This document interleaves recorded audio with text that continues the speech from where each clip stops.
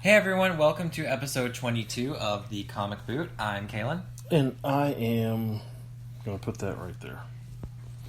I'm James. Cody could not be with us tonight due to an unfortunate incident involving his penis and a toaster. Heard that hurts. He felt the burn in more ways than one. It's the gift that keeps on giving. It really is. Alright, speaking of the burn and Bernie... This fucking guy. we're going to discuss... Oh, and President's Day. Happy President's Day! Yeah, it was... What, Monday? Yes. But Tuesday we talked about news and stuff, and so today is our dedicated President's Day. So we're going to take a look back at some of the characters in comic books who have been president or ran for president and see how far they got. And from research, it appears that DC likes playing around with the Oval Office a lot more than Marvel does. Oh yeah, DC likes to get nitty-gritty when it comes to politics. Which, it's their prerogative, whatever. Pays off. Little preface on this is that, obviously, since we're talking about presidents, we're going to get a little political here. And, sorry about you, but it's just going to happen. I mean, it's not like we haven't already been political in our podcast. Yeah, So, now we're just giving a nice We're going to be blunt as shit. Yeah, pretty much. Like Blunt Man and Blunter Man. Blunt Man and Chronic.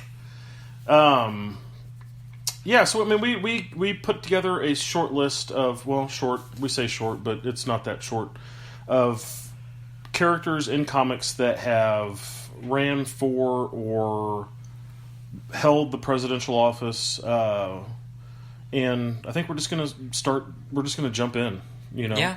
I mean, first and foremost, the most notable one is Lex Luthor. Yeah. Lex Luthor, Alexa, and this is an Amazon Echo Dot. We didn't say Alexa. We said Lex. Oh my god, that thing scares me, dude. Why is it on right now? Because it's watching you. Always listening, I'm telling you. Lex Luthor, 2000. Yeah, I believe it was in 2000 because of all the comic covers I saw. It was like Vote for Lex and it had 2000 on the button. So around that time, Lex Luthor held the office of the presidency, but it wasn't like a huge deal. I mean, it was and it wasn't because it was like an underlying factor throughout that current run of DC, and it wasn't this huge battle that they had to do because, it would be kind of shitty to do a 4-year-long It would, but also I think that the political landscape in 2000 was a lot cleaner than it is right now. Yes and no. Well, 2001 was 9/11, so at that point in time, we still thought we were untouchable. We still thought that, we controlled the world as the United States. That we were really a superpower.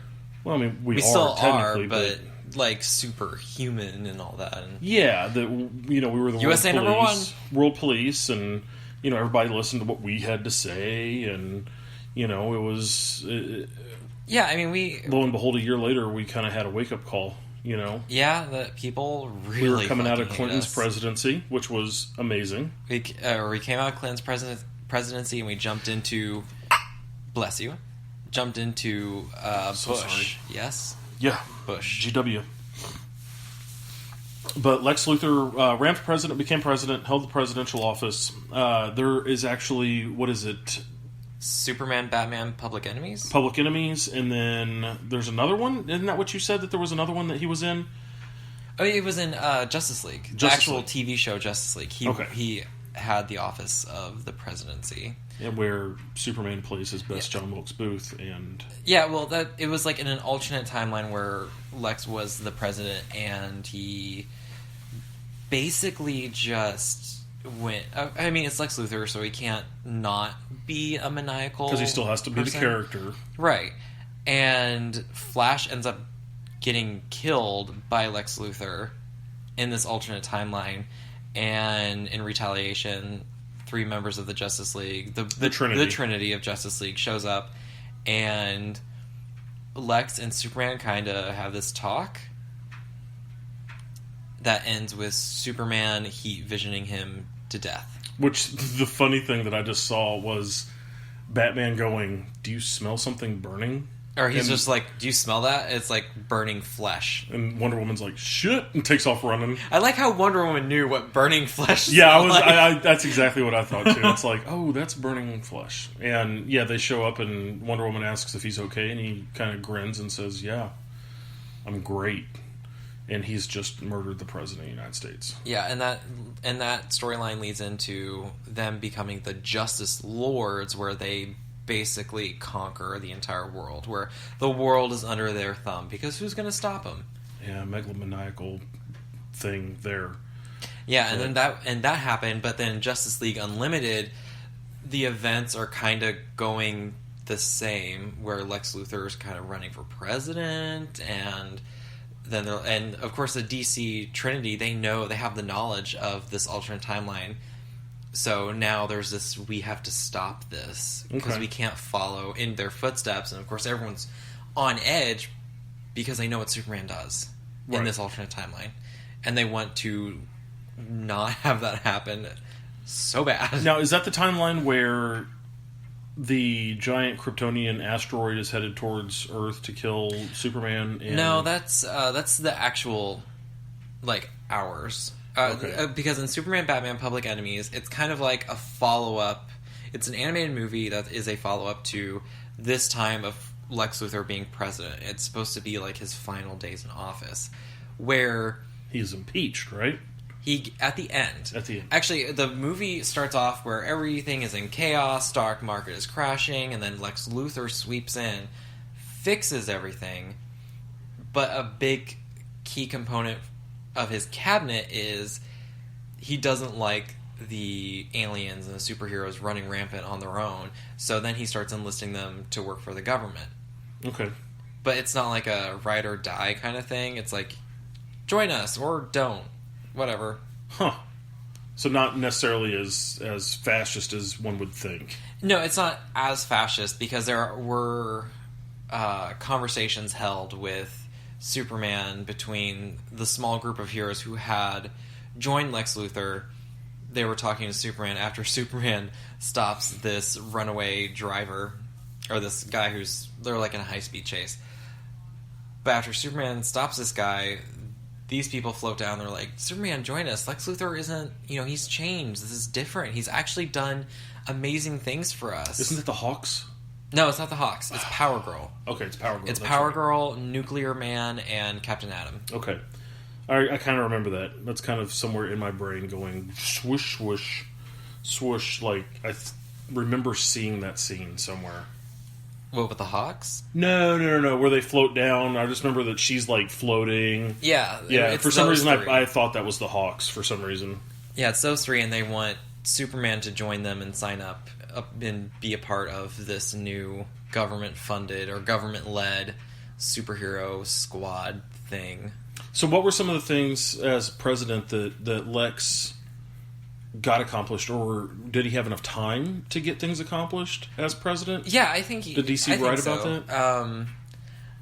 I don't know. It was more, or they said it was like an underlying thing, but then there were some big crossover events where it was more mentioned. And there's actually something called Superman President Lex, which is like a compilation graphic novel of his time, or like the times when he was most mentioned, or it was actually a big deal that he was president in like the Superman run, kind of like a compilation graphic novel. Okay. Right on. So, but nothing like besides getting the supers to work for the president's Well, that office. was in That was Public Enemies. But yeah, like, he fixed the stock market. Yeah. He helped the economy, and in the Justice League one, as he's running for president, he creates this massive, basically free housing development for lower income or homeless people to live in. So he's a Democrat. Got it. Pretty much. But but of course the whole thing was basically a giant trap for Superman, because Superman was looking for like a bomb or something, but it turns out Definitely a Democrat. well, what Got he it. thought was a bomb was a generator, but it was being powered by kryptonite radiation. So he saw this lead thing, and Superman's like, "What?" And so he like dives down. And this is when Shazam was kind of being led on by the press, and he accidentally endorses Lex as president. And Superman is so pissed. He's like, as superheroes, we stay neutral, and we certainly don't endorse villains for the presidency. Right. But then, of course, now Superman and Shazam are fighting, and this fight basically destroys Lex's housing development. So it's kind of like a big trap to make Superman look like a bad guy. Got it. Which worked. Oh, it did. It really, really did. Yeah. And, I mean, if Lex Luthor was president, I think he would do good things. I mean, he's very brilliant and wealthy, and he can accomplish so much. Probably make a cure for cancer if he wanted to. Yeah. But it's just that obsession with Superman that really gets in his way. So he's also a megalomaniac.